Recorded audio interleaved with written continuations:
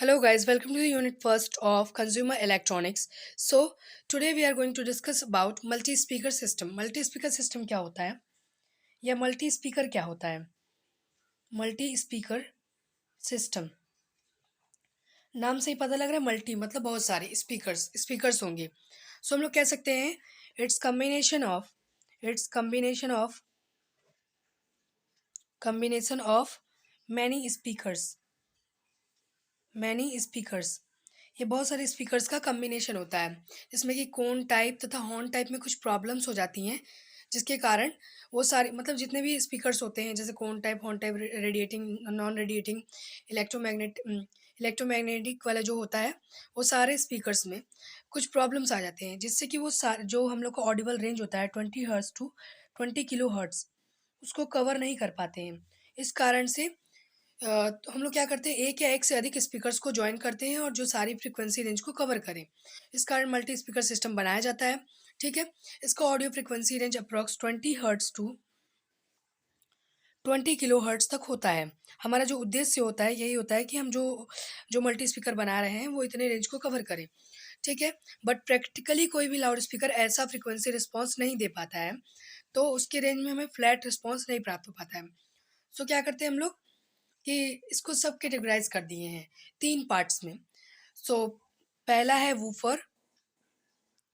Woofer हम लोगों ने सोचा कि चलिए मान लेते हैं कि एक नॉर्मल स्पीकर इतने रेंज को नहीं दे सकता है, इतने रेंज में फ्लैट रिस्पॉन्स नहीं दे सकता है, इतना रेंज नहीं प्रदान कर सकता है. इस कारण हम लोगों ने क्या किया स्पीकर्स को सब कैटेगराइज कर दिया, अलग-अलग पार्ट में कैटेगराइज कर दिया. सो पहला है वूफर, दूसरा है ट्विटर या स्क्वैकर्स नहीं, स्क्वैकर्स है दूसरा SQUWKER स्क्वैकर्स.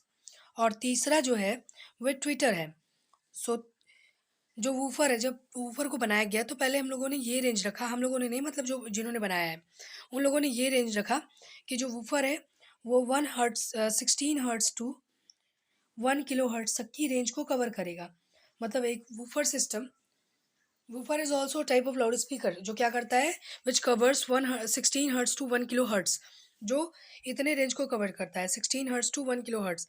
अब 1 किलो हर्ट्स, अब स्क्वायर क्या करेगा इससे कुछ एवव की रेंज को कवर करेगा. अप्रॉक्स 1 किलो हर्ट्स से कुछ एवव रेंज को कवर करता है स्क्वायर. अब ट्विटर की बात आती है तो ये 500 हर्ट्स से या फिर 1000 हर्ट्स से 5 किलो हर्ट्स तक के बीच को कवर करेगा. ये हो गया ट्विटर. तो मान लीजिए एक मल्टी स्पीकर सिस्टम है कुछ इस प्रकार, इसमें लगा दिए वूफर.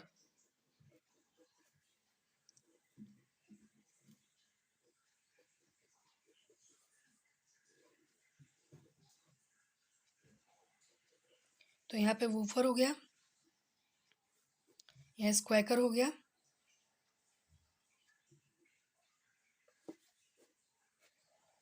यहाँ ट्विटर हो गया और यहाँ पे रेंजेस लिख देंगे कितने कितने रेंज को कवर कर रहा है. तो ये हो गया. अब देख लीजिए पहले तो उन्होंने 3 पार्ट में कैटेगराइज किया वूफर स्क्वैकर ट्विटर.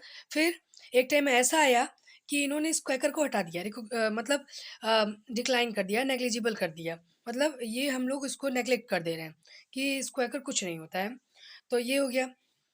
तो स्क्वैकर को हटा करके वूफर और सिर्फ ट्विटर का ही अब प्रचलन हो गया है. मतलब अब इसी को ही यूज़ करते हैं.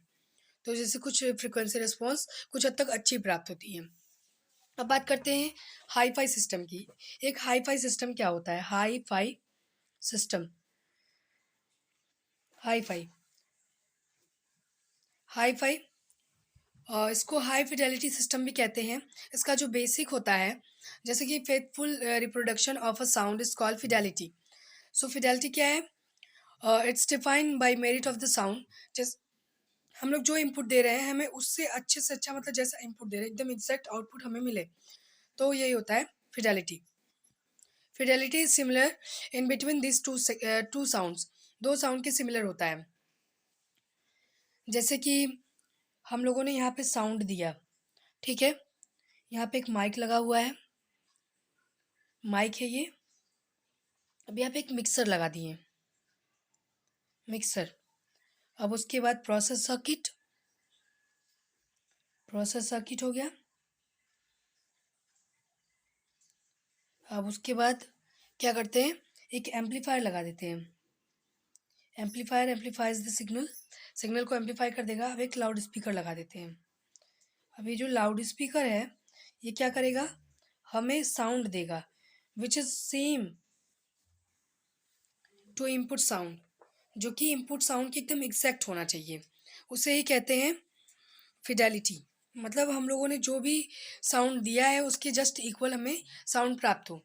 तो एक high Fidelity, ideal Fidelity characteristics क्या है वो देख लेते हैं। पहला ये है, आइडियल के लिए बात करते हैं अभी। सो आइडियल आइडियल के लिए फ्लैट फ्रिक्वेंसी रिस्पॉन्स होना चाहिए, मतलब 20 हर्ट्स टू 20 किलो हर्ट्स तक के रेंज में जो रिस्पॉन्स है वो फ्लैट होना चाहिए, फ्लैट रिस्पॉन्स। अब दूसरा है, परंतु वास्तव में ऐसा होता नहीं है। इसका जो हाई डायनेमिक रेंज है वो 0 dB टू 130 dB होना चाहिए signal power. Linear distortion should be zero, जो डिस्टॉर्शन है उसे जीरो होना चाहिए। एम्पलीट्यूड डिस्टॉर्शन भी जीरो, हर प्रकार का जो डिस्टॉर्शन है उसको जीरो होना चाहिए। और complete exclusion of noise, noise का एक्सक्लूजन होना चाहिए, मतलब नॉइज़ नहीं रहनी चाहिए। और अब प्रैक्टिकली क्या बात करते हैं, प्रैक्टिकली क्या होता है। प्रैक्टिकली पहला है SNR 50 dB से अधिक होना चाहिए, 50 dB से अधिक SNR होना चाहिए, मोर SNR 50 dB। और दूसरा है नॉन लीनियर डिस्टॉर्शन बहुत ही कम होना चाहिए, एक से भी कम। अब तीसरा जो है point, dynamic range should be 80 dB, dynamic range 80 dB होना चाहिए। और चौथा जो है, प्रोवाइड स्टीरियोफोनिक साउंड या इफेक्ट प्रोवाइड करे, मतलब स्पेशल डिस्टॉर्शन उसमें ना हो, स्टीरियोफोनिक इफेक्ट प्रोवाइड करे। एलिमिनेट एक्सटर्नल नॉइज़, ये स्टीरियोफोनिक इफेक्ट भी प्रोवाइड करता है, इसमें स्पेशल डिस्टॉर्शन होता है और जो कि नहीं होना चाहिए। और एक्सटर्नल नॉइज़ को एलिमिनेट कर देना चाहिए, निकाल देना चाहिए। और इसका यूज़ टेलीविज़न में, म्यूज़िकल इंस्ट्रूमेंट में किया जाता है। Thanks for watching. इसके बाद हम लोग डिस्कस करेंगे हाई फिडेलिटी सिस्टम के बाद डॉल्बी सिस्टम, एंड उसके बाद नॉइज़ क्या होती है वो, और डिस्टॉर्शन। Thanks for watching.